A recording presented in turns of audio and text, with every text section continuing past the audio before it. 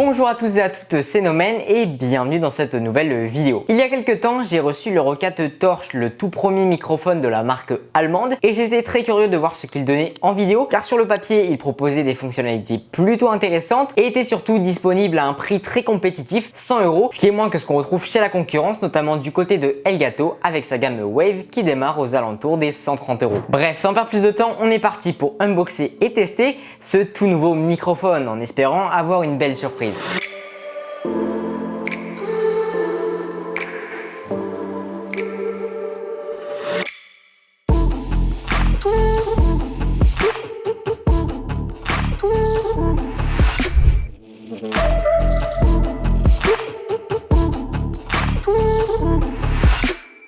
Tout d'abord, niveau du packaging, comme d'habitude, c'est très propre.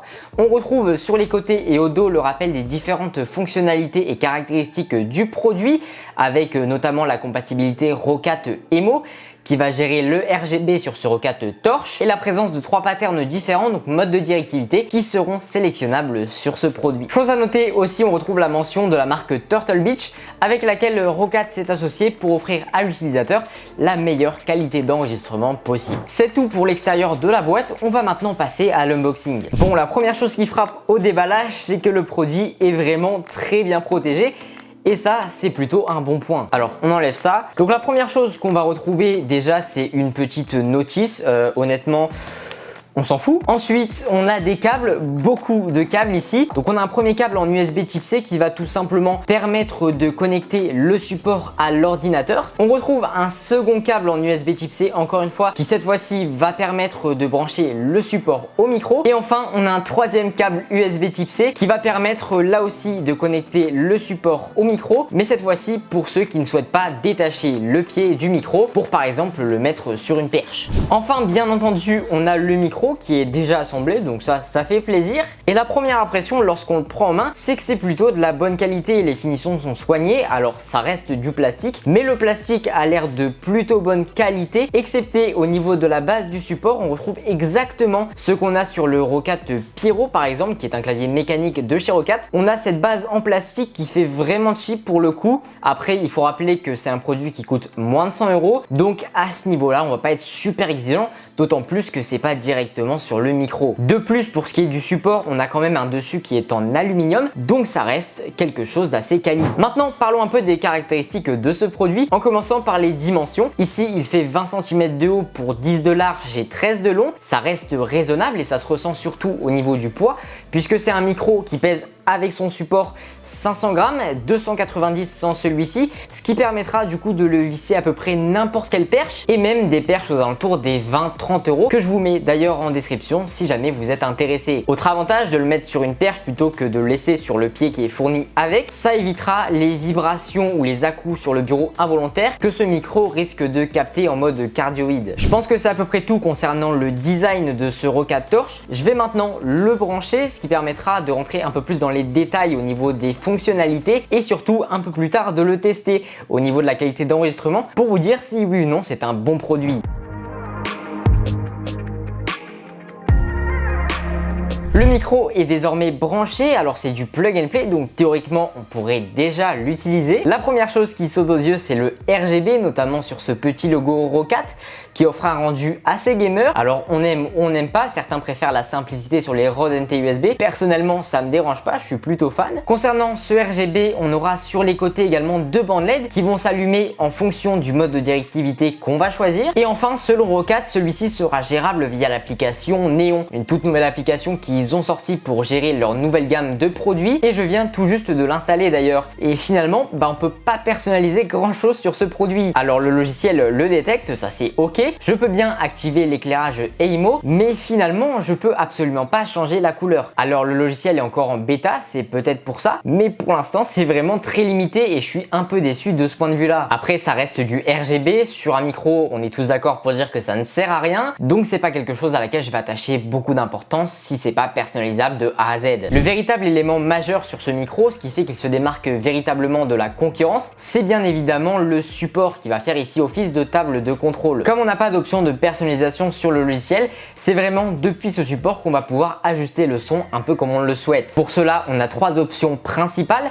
Tout d'abord, on a une molette qui va permettre d'alterner entre les trois patterns différents, avec tout d'abord le mode de directivité cardioïde qui va permettre de mettre en valeur votre voix, qui est idéal si jamais vous faites des streams ou que vous jouez aux jeux vidéo. Ça va vraiment être un mode fait pour capter les sons venant de face, beaucoup moins ceux sur le côté et ceux derrière, n'en parlons même pas. Mais l'avantage sur ce produit, c'est qu'on dispose également d'un mode stéréo qui va donc offrir une spatialisation sonore en faisant une différence entre les sons venant de la gauche et de la droite. C'est un mode qui va avoir deux utilités principales, soit pour ceux qui souhaitent faire de l'ASMR, soit pour ceux qui souhaitent par exemple faire un podcast où il y a deux personnes et que vous avez besoin d'enregistrer deux sons venant de deux directions différentes. Enfin, le dernier mode de directivité, personnellement je l'avais encore jamais vu, c'est le mode Whisper, comme l'appelle Roccat, qui va avoir selon moi deux utilités. Il faut savoir que c'est un mode qui a été fait pour capter les voix basses et les chuchotements. Il sera donc parfait si jamais vous souhaitez discuter avec vos potes tard le soir ou dans la nuit sans risquer de réveiller le voisinage ou les parents qui dorment à côté, mais aussi pour ceux qui souhaitent encore une fois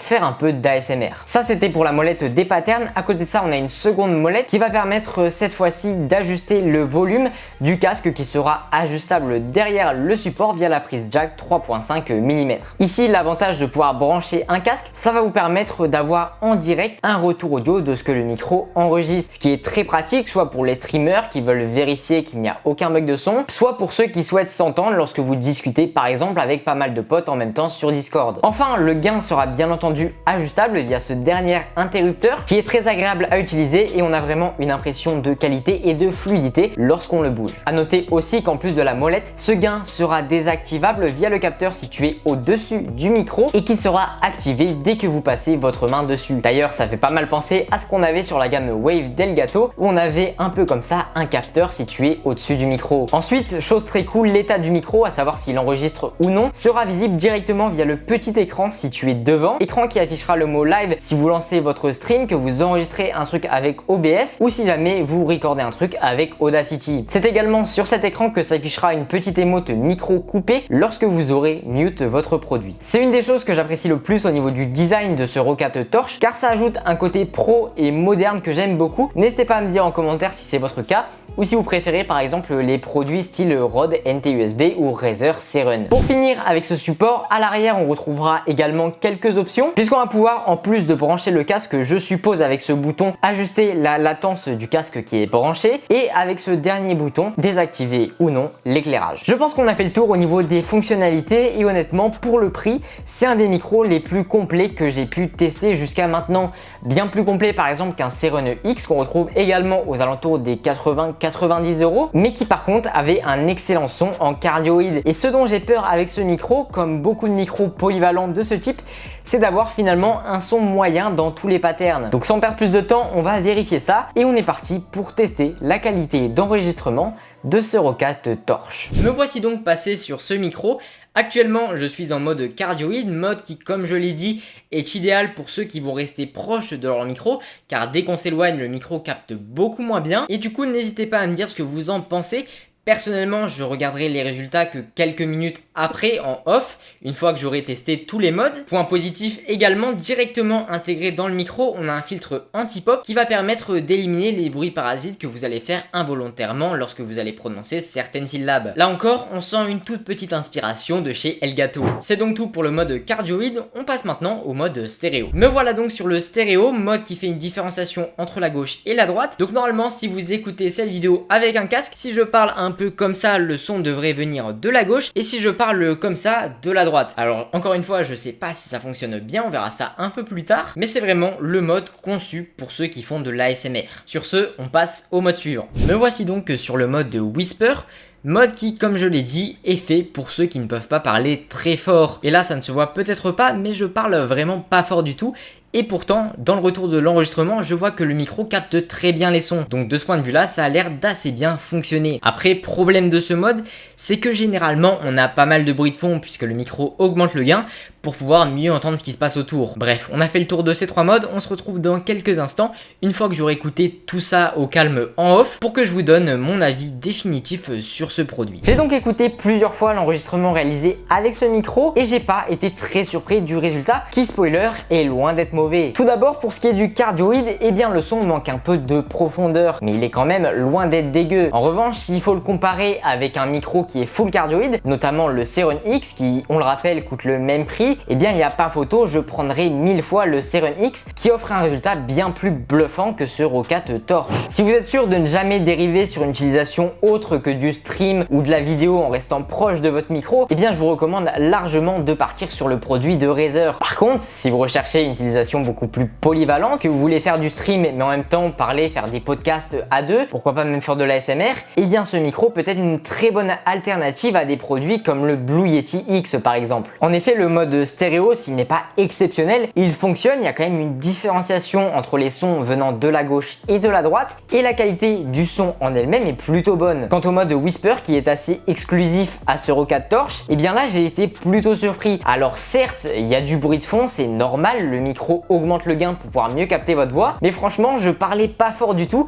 et le micro s'en sortait pas mal non plus. Donc ma conclusion, c'est que si vous n'avez pas le budget pour investir dans un Blue Yeti X qui coûte entre 150 et 170 € ou un Quadcast qui coûte pareil aux alentours des 130-140 €, eh bien pour moins de 100 € ce Roccat Torch est une des meilleures offres du marché. Par contre, encore une fois, si vous êtes sûr de votre utilisation, que vous n'allez pas rechercher de la polyvalence dans votre produit, eh bien partez sur un micro qui est spécialisé dans son domaine. Par exemple, si vous voulez faire des podcasts solo, partez sur le Seiren X ou le Seiren Mini, et si vous voulez faire uniquement de l'ASMR, partez plutôt sur des micros de chez Tascam. Bref, je pense en avoir fini avec ce Roccat Torch. Pour les intéressés, vous retrouverez bien entendu le lien en description, lien affilié qui me rapporte de l'argent à chaque achat. Donc si vous voulez me soutenir, n'hésitez pas. Et sur ce, moi je vais vous laisser là. J'espère que cette vidéo vous a plu. Si c'est le cas, n'hésitez pas à mettre un petit pouce bleu, un commentaire et à vous abonner avec la cloche si c'est pas déjà fait. Bref, c'était Nomen. Moi je vous dis à très bientôt pour une prochaine review. Prenez soin de vous. Bye.